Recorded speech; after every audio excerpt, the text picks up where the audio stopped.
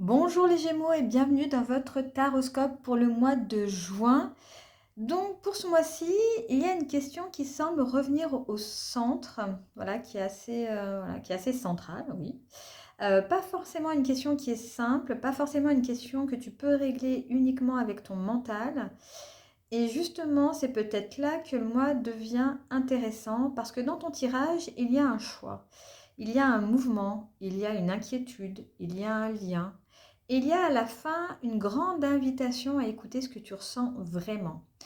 Comme si Juin venait de te dire, tu peux analyser autant que tu veux, retourner la situation dans tous les sens, chercher le bon angle, la bonne phrase ou la bonne décision, mais au fond de toi, une partie de toi sait déjà. Alors elle crie pas, elle force pas, elle cherche pas à convaincre, mais elle sait. Donc on va regarder avec ce tirage, donc on va regarder ensemble l'énergie générale du mois, ce qui se joue intérieurement, ce que les cartes montrent au niveau des relations, au niveau du concret, et puis on verra donc le message final du tarot pour avancer. Alors comme toujours, prends ce qui résonne vraiment en toi, laisse le reste de côté. Je te rappelle que le tarot ne vient pas décider à ta place, loin de là, elle vient juste éclairer donc les énergies en présence pour que tu puisses observer ce qui se joue et avancer avec un peu plus de clarté. Donc on commence tout de suite avec l'énergie principale du mois et nous avons les amoureux. Et forcément avec cette carte, on pense tout de suite à l'amour, on pense aussi au couple, au lien, à l'attirance, à la rencontre, au choix affectif. Alors oui, ça peut clairement parler de ça, mais les amoureux dans le tarot, c'est pas seulement l'amour arrive ou une personne pense à toi. C'est beaucoup plus fin que ça. C'est une carte de choix, une carte d'alignement, une carte qui demande est-ce que tu choisis à l'extérieur, est-ce que ce que tu choisis à l'extérieur correspond vraiment à ce qui vit en toi. Et pour toi, cette carte, elle est très forte parce qu'elle vient toucher une zone que tu connais très bien, qui est le dialogue intérieur. Une partie de toi peut vouloir une chose, une autre peut en vouloir une autre. Une partie veut comprendre, une autre veut ressentir. Une partie de toi veut garder toutes les options ouvertes, mais une autre commence peut-être à avoir besoin d'une vraie direction. En juin, il peut y avoir une situation qui te met face à un choix.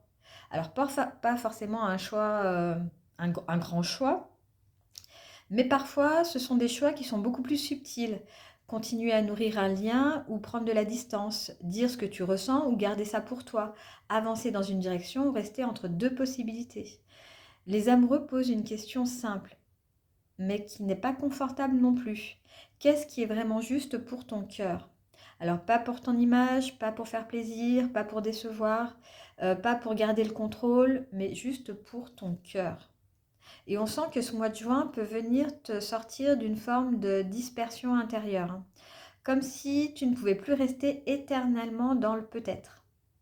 Tu peux encore avoir besoin de temps, bien sûr, ça, voilà, prends-le, mais quelque chose demande à être regardé avec honnêteté. Les amoureux parlent aussi du miroir relationnel. Est-ce que ce que l'autre réveille en toi? Ce qu'un lien te montre dans tes propres contradictions, ce qu'une attirance, une tension ou une hésitation vient révéler. Parce qu'une relation n'est pas seulement une personne en face, c'est aussi ce que ça réveille en nous à travers cette personne, hein. En juin, il se peut qu'un lien te montre quelque chose de très précis, ce que tu veux vraiment, mais aussi ce que tu as peur de choisir. La deuxième carte, c'est celle qui se joue intérieurement. Et là, on a le chariot. Donc là, on a quand même un vrai mouvement avec cette carte. Parce que le chariot, c'est l'envie d'avancer, c'est la direction, c'est le moment où on ne peut plus rester simplement dans l'observation. Il y a une énergie de départ, une énergie de décision, de conquête parfois, de prise en main de sa trajectoire. Mais attention, le chariot ne signifie pas fonce dans tous les sens. C'est une carte qui demande de tenir les rênes. Et quand elle arrive après les amoureux, c'est très parlant. Il y a un choix. Et derrière ce choix, il y a un besoin d'avancer.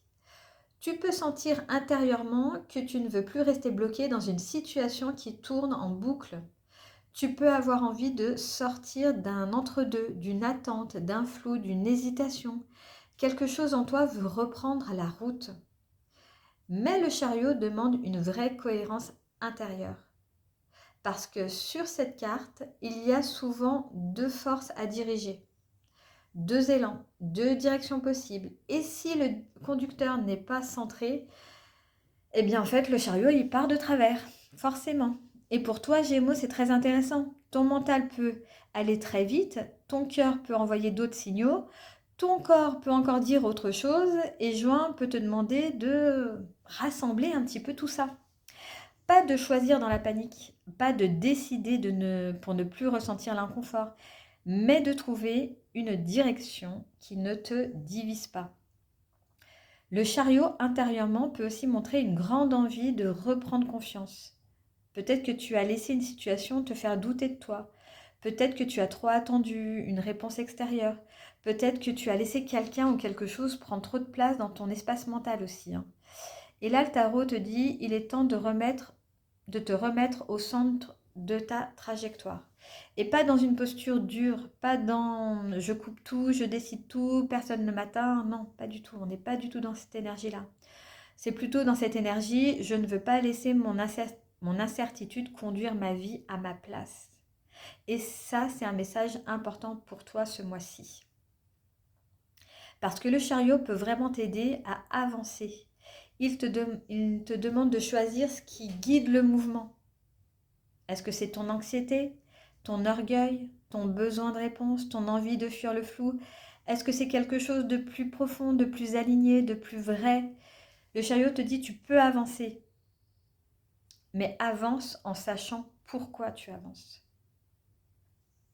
On passe maintenant aux relations et là nous avons le 9 d'épée. On sent que les relations c'est pas ça, hein. On sent que c'est pas très simple, hein. On sent que c'est un petit peu compliqué, hein. Le 9 d'épée, ben, vous le voyez, hein, c'est la carte vraiment du mental qui ne dort jamais. C'est des pensées qui tournent en boucle toute la nuit, des scénarios, des inquiétudes, des regrets, des projections. C'est cette énergie où une situation relationnelle prend toute la place dans la tête. Et avec les amoureux en carte d'énergie principale, oui, ça peut clairement parler d'un lien qui te travaille, hein, ce mois-ci, hein. Une personne à laquelle tu penses beaucoup, une conversation que tu rejoues, un message que tu attends, un choix affectif qui t'angoisse, une peur de mal faire, de mal choisir, de perdre, de te tromper. Le 9 d'épée ne dit pas forcément que la situation est catastrophique. Non. Elle dit que ton mental, lui, peut la vivre comme quelque chose de très lourd. Et c'est vraiment une nuance qui est importante, hein. Parce que parfois, on confond la douleur de nos pensées avec la réalité de la situation. Tu peux imaginer le pire, tu peux relire un silence comme un rejet, tu peux interpréter une distance comme une fin, tu peux te demander si tu as trop dit, pas assez dit, si tu aurais dû faire autrement, si tu aurais dû comprendre plus tôt. Et le 9 d'épée vient dire stop, observe ce que ton mental est en train de fabriquer. Pas pour te juger, pas pour te dire arrête de penser. De toute façon, comme si c'était possible et si simple de ne plus penser, franchement. Mais pour te ramener à quelque chose vraiment de plus juste en fait. Dans une relation, cette carte peut montrer une inquiétude qui est profonde, hein. Peut-être que tu as peur de ne pas être choisi, peut-être que tu as peur aussi de choisir toi-même. Peut-être que tu es face à une personne qui réveille beaucoup de doutes en toi. Ou peut-être que tu portes encore des blessures anciennes qui viennent se projeter sur une situation actuelle. Et là, la carte te demande vraiment de faire la différence entre intuition et anxiété. L'intuition, elle est souvent calme, même quand elle dit quelque chose de fort. L'anxiété, elle pousse, elle serre, elle répète, elle dramatise. Et en jouant dans les relations, tu vas peut-être devoir reconnaître quand ce n'est plus ton cœur qui parle, mais ta peur. Je le dis doucement mais clairement, ne prends pas une décision relationnelle au milieu d'une tempête mentale. Si tu as besoin de parler, eh bien parle. Si tu as besoin de poser une limite, vas-y, pose-la. Si tu as besoin de clarifier quelque chose, fais-le. Mais ne laisse pas le 9 d'épée écrire tout le scénario avant même que la réalité ait parlé. Parce que ce tirage ne s'arrête pas au 9 d'épée et c'est important. Oui, il y a de l'inquiétude. Oui, il y a des pensées qui peuvent peser. Mais ensuite, dans le concret, dans les projets, dans la matière, tu as le 2 de coupe. Et là, quelque chose peut vraiment se rejoindre. Le 2 de coupe, c'est la carte du lien réciproque, de l'échange, de la rencontre, de l'accord, de la connexion. C'est deux êtres, deux énergies, deux parties qui peuvent se reconnaître. Dans le concret, cette carte peut parler d'une discussion importante, d'un apaisement, d'une collaboration, d'un accord, d'une relation qui trouve une forme plus équilibrée. Et j'aime beaucoup le fait qu'elle arrive après le 9 d'épée, parce que ça donne un message très clair. Ce que tu redoutes n'est pas forcément ce qui va se passer. Il peut y avoir une possibilité de dialogue, une possibilité de compréhension, une possibilité de rencontre vraie, une possibilité de réparer ou d'éclaircir quelque chose. Mais pour cela, il faut sortir de la prison mentale. Le 2 de coupe, ce n'est pas une carte où l'un court après l'autre en fait. C'est pas une carte où l'un se sacrifie pendant que l'autre décide. C'est une carte d'échange. Donc dans le travail et les projets, ça peut parler d'une collaboration porteuse, d'une personne avec qui tu peux construire quelque chose, d'un échange qui t'aide à avancer, d'un partenariat aussi, d'un soutien, d'une proposition qui passe par le lien. Et dans le domaine relationnel, évidemment, cette carte peut aussi indiquer qu'un lien mérite d'être regardé autrement. Peut-être pas depuis la peur, mais depuis ce qui circule vraiment entre vous. Le 2 de coupe demande de revenir à la simplicité du lien. Qu'est-ce qu'il y a à partager par exemple? Qu'est-ce qui est sincère? Qu'est-ce qui se répond? Qu'est-ce qui peut être dit avec le cœur, sans masque, sans jeu, sans scénario mental interminable en fait?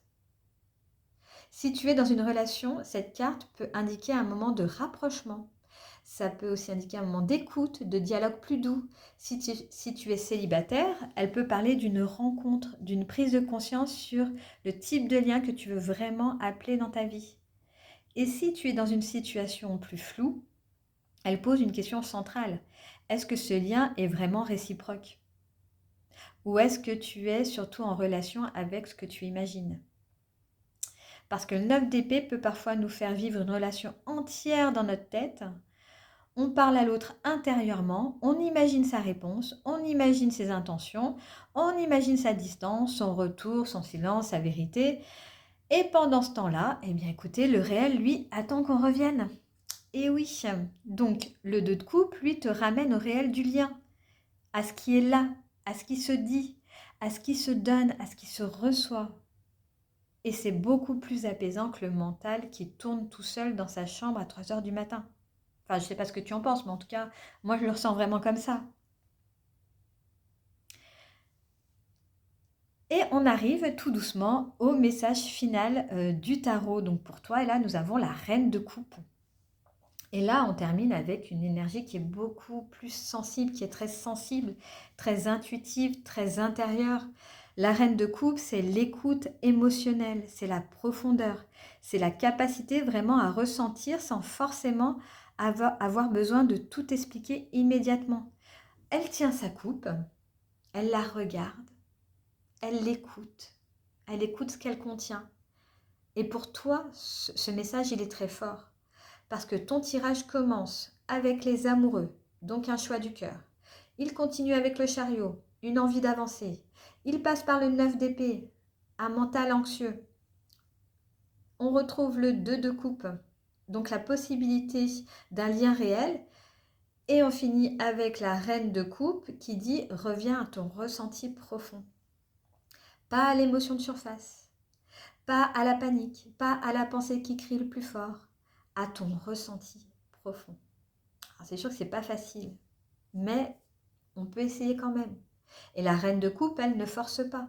Elle ne court pas après une réponse. Elle n'a pas besoin de faire du bruit pour savoir ce qu'elle ressent. Elle accueille ce qui la traverse.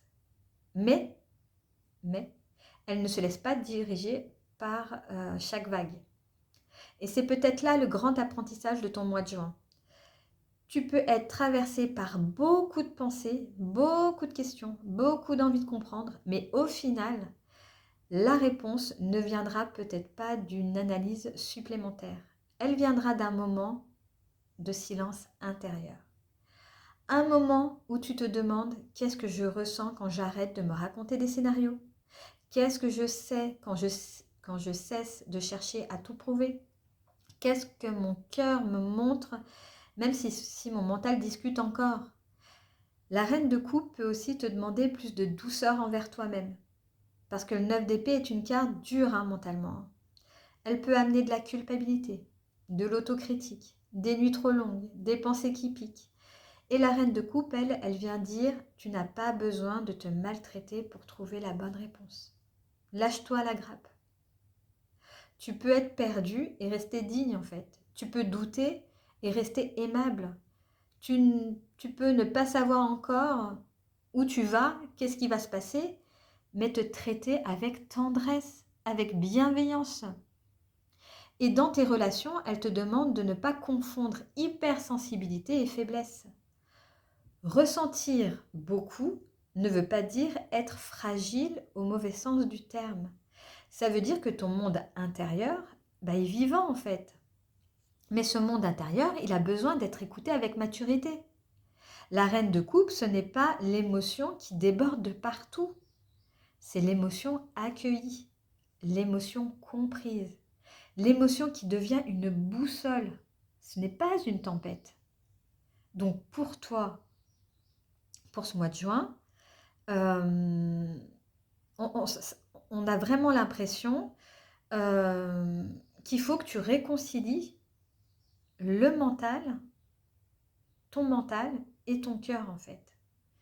Les amoureux te posent devant un choix. Le chariot te pousse à avancer. Le 9 d'épée montre que ton mental peut compliquer les choses. Le 2 de coupe ouvre une possibilité de dialogue, de lien, de réciprocité. Et la reine de coupe te rappelle que la réponse la plus juste ne sera peut-être pas la plus logique, mais celle que tu ressens vraiment au plus profond de toi en fait. Donc si je devais résumer cette guidance en une seule phrase, ce serait « Tu n'as pas besoin de penser plus fort, tu as besoin d'écouter plus juste ». Et là, je te challenge un petit peu. Combien de fois as-tu cru qu'en analysant encore un peu, tu allais enfin être en paix? Encore une hypothèse, encore un détail, encore une interprétation, encore une conversation rejouée dans ta tête, encore un oui, mais si. Et pourtant, la paix ne vient pas toujours quand on a tout compris. Non, ça serait si simple. Parfois, elle vient quand on accepte enfin ce qu'on ressent. Donc ce mois-ci, tu n'es pas obligé de trancher brutalement. Tu n'es pas obligé d'avoir une réponse parfaite. Mais tu es invité à arrêter de te fuir dans le mental en tout cas. Reviens au cœur, reviens au lien réel, reviens à ce qui est simple, reviens à ce qui en toi ne cherche pas à convaincre mais à être entendu. La question miroir pour ce mois de juin pourrait être: si je n'avais pas peur de me tromper, qu'est-ce que mon cœur choisirait déjà? Pas forcément pour agir dans la seconde, pas pour envoyer un message à minuit, on se calme, pas du tout, mais pour reconnaître la vérité intérieure qui essaye peut-être de se faire une place. Tu peux aussi, pour approfondir donc ce tirage, puisque donc on est arrivé au bout, tu peux aussi regarder donc ton taroscope au niveau de ton ascendant, de ton signe lunaire, si tu sens vraiment que cette lecture t'a parlé sur un autre plan, puisque donc le signe solaire peut parler de ce que tu traverses dans le visible, l'ascendant dans ta manière d'avancer et le signe lunaire de ce que ça vient toucher dans ton monde émotionnel. Donc, on termine avec ce tirage en disant que le mois de juin semble te dire qu'un choix se dessine, un mouvement devient possible, ton mental peut s'agiter, oui, mais un lien, une réponse, une vérité plus douce peut émerger si tu acceptes d'écouter autrement. Ton cœur sait peut-être déjà. La vraie question maintenant, c'est: est-ce que tu vas lui laisser assez de silence pour l'entendre? Donc voilà, on en a fini avec le taroscope pour ce mois de juin. J'espère qu'il t'aura plu. S'il t'a parlé, surtout n'hésite pas à liker la vidéo, à la partager peut-être à quelqu'un qui en aurait besoin, à nous dire en commentaire ce que toi tu traverses en ce moment. En tout cas, moi je te souhaite un excellent mois de juin et je te dis à très vite dans une prochaine vidéo.